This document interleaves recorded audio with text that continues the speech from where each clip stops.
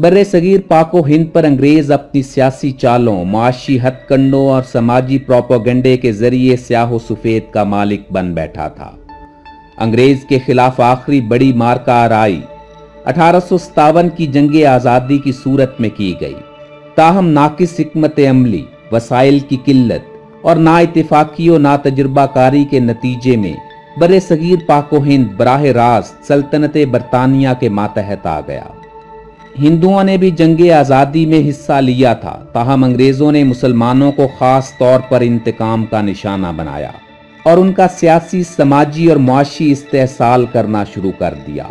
Board of control का खात्मा कर दिया गया और उसकी जगह वजीर हिंद का ओहदा मुकर्रर किया गया, जो कि बरतानवी काबीना का भी रुकन होता था। वजीर हिंद की मदद से एक मुशावरती कौंसिल बनाई गई, जिसे इंडिया कौंसिल का नाम दिया गया। सर सैयद ने रिसाला असबाब बगावत हिंद लिखकर मुसलमानों पर अंग्रेजों के अदम एतमाद को कम करने की भरपूर कोशिश की। 1859 में मुरादाबाद में फारसी मदरसा, 1864 में गाजीपुर में अंग्रेजी मदरसा और फिर 1877 को अलीगढ़ कॉलेज की बुनियाद रखी। मुसलमानों के सियासी और तालीमी मसाइल को हल करने में सर सैयद ने कोई कसर उठा न रखी।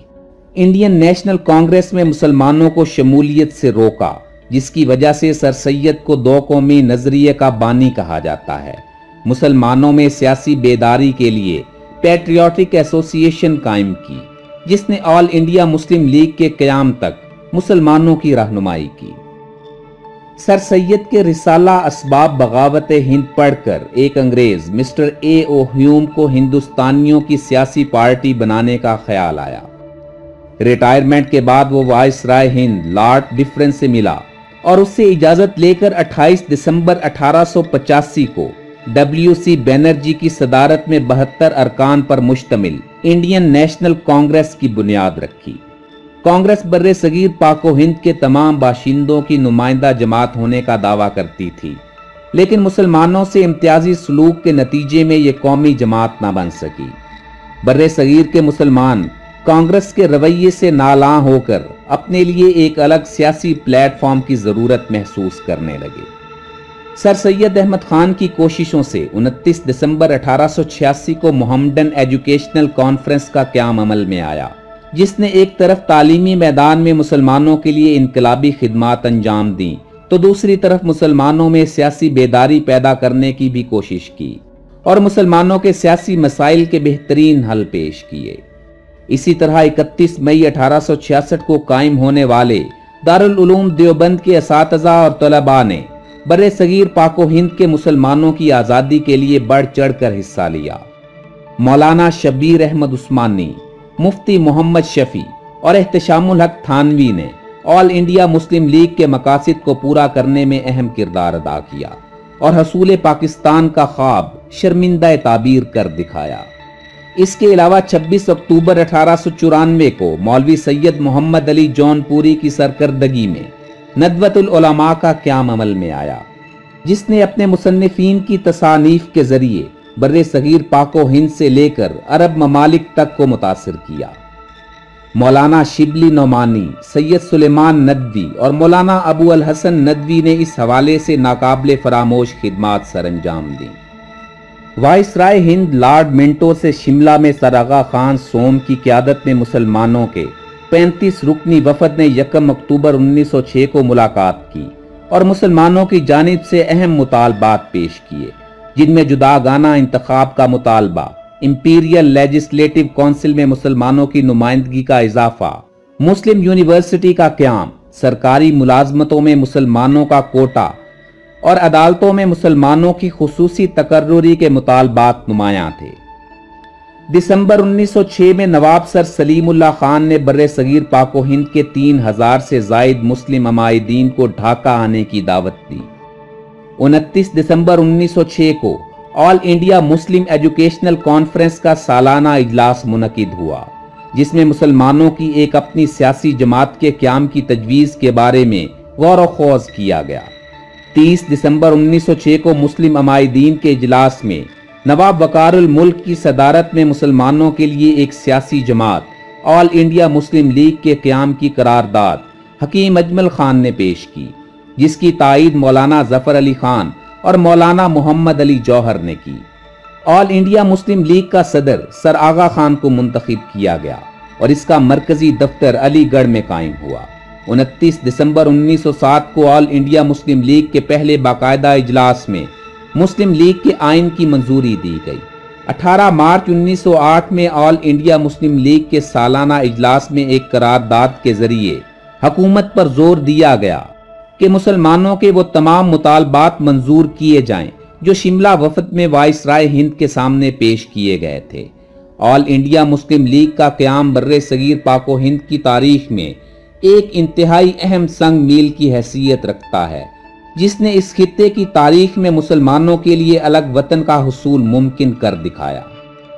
آل انڈیا مسلم لیگ میں قائد اعظم محمد علی جناح نے 1913 میں شمولیت اختیار کی اور ہندو مسلم اتحاد کے لیے بھرپور کوششیں شروع کر دیں۔ 1915 میں کانگریس اور مسلم لیگ کے اجلاس ایک ہی یوم میں بمبئی میں منعقد ہوئے۔ قومی حکومت کے مطالبے اور ہندو مسلم اتحاد کے نصب العین پر دونوں جماعتیں متفق ہوئیں۔ دسمبر 1916 میں مسلم لیگ اور کانگریس کے درمیان وہ مشہور معاہدہ ہوا جو میثاق لکھنؤ کے نام سے موسوم ہوا، جس کے تحت مسلمانوں کے جداگانہ انتخاب کا حق تسلیم کرتے ہوئے مرکزی مجلس قانون ساز میں ایک تہائی نشستیں دینے کا اعلان کیا گیا۔ قائد اعظم محمد علی جناح کی ان کوششوں کے نتیجے میں بلبل ہند مسز سروجنی نائیڈو نے انہیں ہندو مسلم اتحاد کے سفیر کا خطاب دیا۔ سیاسی سرگرمیوں کو محدود کرنے اور حکومت مخالف پرتشدد کارروائیوں کو کچلنے کے لیے 1918 میں بر صغیر پاک و ہند میں حکومت نے رولٹ ایکٹ کا نفاذ کیا۔ قائد اعظم محمد علی جناح نے بطور احتجاج مرکزی کونسل کی رکنیت سے استعفیٰ دے دیا اور گاندھی نے ستیہ گرہ کی تحریک شروع کر دی۔ اپریل 1919 میں صبح پنجاب میں گاندھی کے داخلے پر پابندی کے بعد ڈاکٹر سیف الدین اور ڈاکٹر ستیہ پال کو دھوکے سے گرفتار کر لیا گیا، جس کے خلاف احتجاج کے نتیجے میں امرتسر کو فوج کے حوالے کر دیا گیا۔ جنرل ڈائر نے ہر قسم کے جلوسوں اور جلسوں پر پابندی لگا دی، تاہم پابندی کے باوجود 13 اپریل 1919 کو جلیانوالہ باغ میں جلسے کا آغاز ہو گیا۔ جنرل ڈائر فوجیوں کو لے کر پہنچا اور مجمع پر گولی چلانے کا حکم دیا۔ سرکاری رپورٹ کے مطابق 379 آدمی ہلاک ہوئے اور 1200 کے قریب زخمی ہوئے۔ 15 اپریل 1919 کو پنجاب میں مارشل لا لگا دیا گیا۔ جلیانوالہ باغ کے سانحے پر ایک طویل عرصے تک احتجاج ہوتا رہا اور بڑی دیر کے بعد امن و امان قائم ہوا۔ اسی دوران مونٹیگو چیمپسفورڈ کی سفارشات پر انگریز حکومت نے گورنمنٹ آف انڈیا ایکٹ 1919 نافذ کر دیا۔ 1919 میں ہی مولانا محمد علی اور مولانا شوکت علی نے تحریک خلافت شروع کی تاکہ خلافت کو ٹوٹنے سے بچایا جا سکے۔ تاہم مارچ 1924 میں کمال اتا ترک نے ترکی میں خلافت کے خاتمے کا اعلان کیا، جس سے بر صغیر پاک و ہند میں تحریک خلافت بھی ختم ہو گئی۔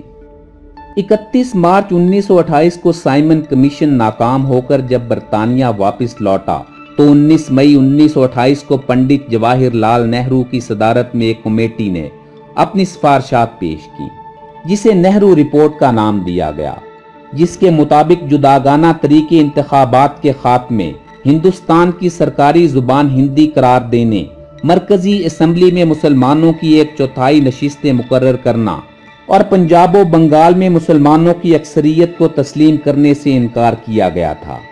قائد اعظم محمد علی جناح نے نہرو رپورٹ کی بھرپور مخالفت کی اور 31 مارچ 1929 دہلی میں آل انڈیا مسلم لیگ کے سالانہ اجلاس میں 14 تجاویز پیش کیں، جس کو تاریخ میں قائد اعظم کے 14 نکات کہا جاتا ہے، جس کے مطابق ہندوستان کا آئین وفاقی طرز پر، اقلیتوں کی مخصوص نشستیں، جداگانہ طریقے انتخاب، مسلمانوں کو تمام ملازمتوں اور حکومت کے اداروں میں مناسب حصہ اور صوبائی سطحوں پر تبدیلیوں کی سفارشات شامل تھیں۔ یہی 14 نکات بعد میں 1935 کے آئین کی اساس بھی بنے۔ 29 دسمبر 1930 کو آل انڈیا مسلم لیگ کا سالانہ اجلاس الہ آباد میں منعقد ہوا۔ علامہ اقبال نے خطبہ صدارت میں بر صغیر پاک و ہند کے مسلمانوں کے لیے الگ ریاست کا تصور پیش کیا۔ علامہ اقبال نے خواہش ظاہر کی کہ پنجاب، سرحد، سندھ اور بلوچستان کو ملا کر ایک ریاست بنا دی جائے۔ اقبال کے اسی تصور کو چودھری رحمت علی نے لفظ پاکستان کی تخلیق میں ڈھالا۔ وزیر اعظم برطانیہ رمزے میک ڈونلڈ نے بر صغیر پاک و ہند میں سیاسی فضا کو پورا اعتماد بنانے کے لیے لندن میں گول میز کانفرنس کا انعقاد کیا، جس میں اہم سیاسی جماعتوں کے نمائندوں نے شمولیت کی۔ 12 نومبر 1930 کو پہلی گول میز کانفرنس کا آغاز ہوا، جو 19 جنوری 1931 کو ختم ہوئی، جس کے بعد گاندھی ارون پیکٹ کے نام سے معاہدہ ہوا۔ کانگریس نے سول نافرمانی کی تحریک ختم کی اور دوسری گول میز کانفرنس میں شرکت کی، جس کا آغاز 7 ستمبر 1931 میں ہوا اور 1 دسمبر 1931 تک جاری رہی۔ دوسری گول میز کانفرنس میں وفاقی و اقلیتی امور زیر بحث رہے، جس کے نتیجے میں کمیونل ایوارڈ کا اعلان کیا گیا اور اقلیتوں کے جداگانہ حق کو تسلیم کیا گیا۔ تیسری گول میز کانفرنس کا آغاز 17 نومبر 1932 کو ہوا اور اس کا اختتام 24 دسمبر 1932 کو ہوا۔ کانگریس کی عدم شرکت سے یہ نتیجہ خیز ثابت نہ ہوئی۔ برطانوی حکومت نے تینوں کانفرنسوں کے حوالے سے کرتاس ابیض یعنی وائٹ پیپر جاری کیا، جس میں ہندوستان کے حوالے سے نئی آئینی تجاویز موجود تھیں۔ 24 جولائی 1935 کو بر صغیر پاک و ہند میں گورنمنٹ آف انڈیا ایکٹ 1935 نافذ کر دیا گیا۔ گورنمنٹ آف انڈیا ایکٹ 1935 کے تحت 1937 میں عام انتخابات کا انعقاد کیا گیا، جس میں کانگریس نے صوبائی اسمبلیوں کی 1585 نشستوں میں سے 714 حاصل کیں، جبکہ مسلم لیگ نے 110 نشستیں جیتیں۔ کانگریس نے 7 صوبوں میں اپنی حکومتیں قائم کیں اور مسلمانوں سے امتیازی سلوک میں شدت اختیار کی۔ اکتوبر 1939 میں کانگریسی وزارتوں کے خاتمے کے بعد قائد اعظم کے کہنے پر مسلمانوں نے 22 دسمبر 1939 کو یوم نجات منایا۔ 22 مارچ 1940 کو آل انڈیا مسلم لیگ کے 27ویں سالانہ اجلاس کے دوسرے روز بنگال کے وزیر اعلیٰ مولوی فضل الحق نے قرارداد لاہور پیش کی، جس کی تائید پنجاب سے مولانا ظفر علی خان نے، سرحد سے سردار اورنگزیب خان نے، سندھ سے سر عبداللہ ہارون نے اور بلوچستان سے قاضی محمد عیسیٰ نے کی۔ بیگم محمد علی جوہر نے اپنی تقریر میں اسے قرارداد پاکستان کہا۔ 23 مارچ 1941 کو آل انڈیا مسلم لیگ نے پہلا یوم پاکستان منایا۔ قرارداد پاکستان کی منظوری کے بعد مطالبہ پاکستان زور پکڑتا چلا گیا۔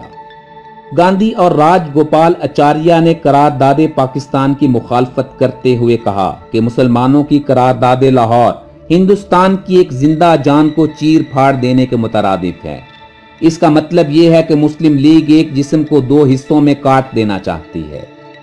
برطانوی وزیر اعظم ونسٹن چرچل نے 11 مارچ 1941 کو سر سٹیفرڈ کرپس کو تجاویز دے کر ہندوستان بھیجا تاکہ ہندوستانی سیاسی لیڈروں کو تعاون پر آمادہ کیا جائے۔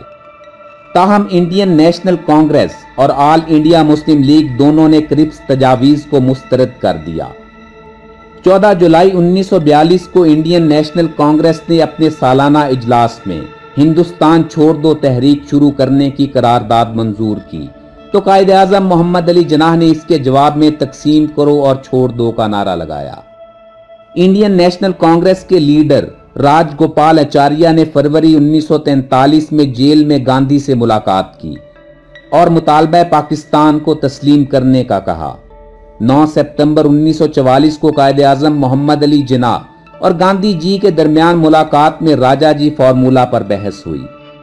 گاندھی جی نے تقسیم ہند کو ناقابل عمل قرار دیا، جس کی وجہ سے گاندھی جناح ملاقات نتیجہ خیز ثابت نہ ہوئی۔